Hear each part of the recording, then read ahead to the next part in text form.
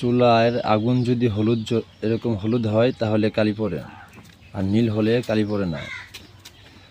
অনেক সময় চুলার চাবি জাম হয়ে যায়, এই দেখতে পাচ্ছেন এটা জাম হয়ে গেছে, এটা ঘুরতেছে না। এটাকে জাতা দিয়ে ঘোরালে ঘুরবে, কিন্তু এটা ঘুরতেছে না আর লড়তে পারছে না কোনো দিকে। দেখুন কি অবস্থা, ময়লা জাম হয়ে আছে। এই ময়লাটা পরিষ্কার করে তারপরে তেল দিয়ে ওয়াশ করতে হবে।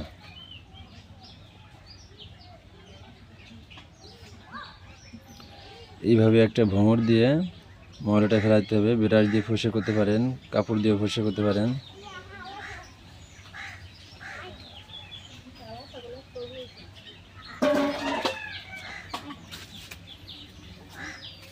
তারপরে হাতুড়ি অথবা শক্ত একটা জিনিস দিয়ে টুকটুক করে বাড়ি দিতে হবে। মাঝে মাঝে তেল দিবেন আর হালকা বাড়ি দিবেন, তাহলে আস্তে আস্তে ফাঁকা হবে, হালকা লড়াচড়া করবে। সাবধানে আস্তে আস্তে দিতে হবে, জোরে দিলে এটা ভেঙে যাবে।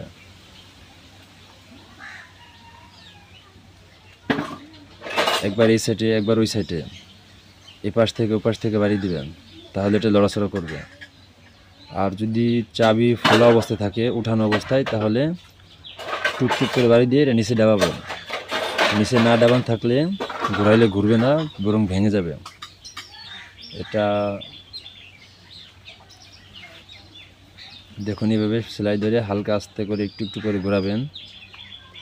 একবারে জোরে দেবেন না, তাহলে কিন্তু ভেঙে যাওয়ার সম্ভাবনা থাকবে। এটা একটু জাম অনেক বেশি, তাই সময় নিতেছে বেশি। অনেকগুলো দু একবারিতে হয়ে যায়।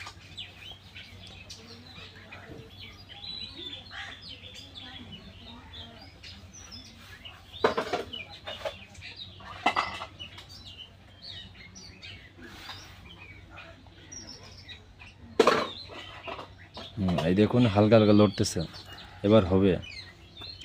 আর একটু তেল তেল লাগতেছে।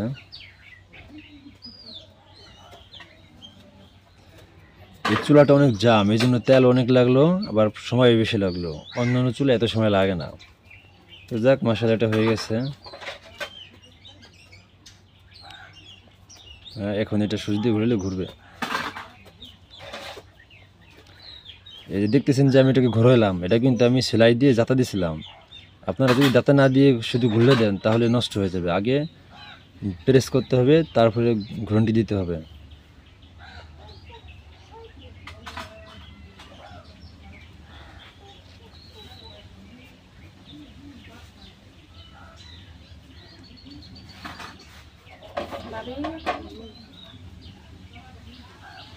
এই দেখুন, এটা প্রেস করতেছি, বারে বারে আপ ডাউন করতেছে। এই আপ ডাউনটা যদি না করে তাহলে সমস্যা। আর আপ ডাউন না করলে এটা ঘুরবেও না। যে কোনো সুইচই প্রথম প্রেস করে তারপরে ঘুল্লা দিতে হয়।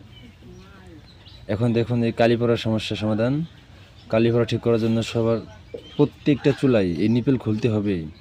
নিপেল খুলে পরিষ্কার করা লাগবে। যদি এটা না খুলে আপনি শুধু জারি মশা দেন, পুরোপুরি ঠিক হবে না, আবার কালি পড়া শুরু হবে। এটার বদনাম হয়। আর সর্বপ্রথম যদি আপনি খুলে একদম ভালোভাবে পরিষ্কার করেন, তাহলে আর কোনো বদনাম হবে না। নিপলের মধ্যেও ময়লা জমে গ্যাস আসতে পারে না বা কম আসে, সেই কারণে বান্নারও ময়লা জমে, বান্নারও পরিষ্কার করা হয়। সামনে দেখতে পাবেন, এখন শুধু নিপেলটা খোলা হচ্ছে। এই নিপেল খোলা হয়ে গেছে। এই নিপেলের এই মাথাটা পরিষ্কার করবেন। এখন দেখেন নিপেলটা পরিষ্কার করতেছি। এই একটা ভোমরে কাপড় বিছিয়ে ভোমরের মাথায় তেল দিয়ে নেবেন। আমি আগে লাগিয়ে নিয়েছি। তেল দিয়ে কাপড়টা ভিজাবেন, ভিজানোর পরে এভাবে ঘোরাইবেন ভিতরে। ভালো মতন ঘষে ঘুরিয়ে ঘুরিয়ে পরিষ্কার করবেন। ভিতরে দেখবেন চকচক করে কেনা, ভিতরে একদম পিতল, হলুদ কালারের পিতল চকচক করবে। আর যদি ময়লা আবরণ থাকে তাহলে কালো দেখাবে, এবড়ো থেবড়ো দেখা যাবে।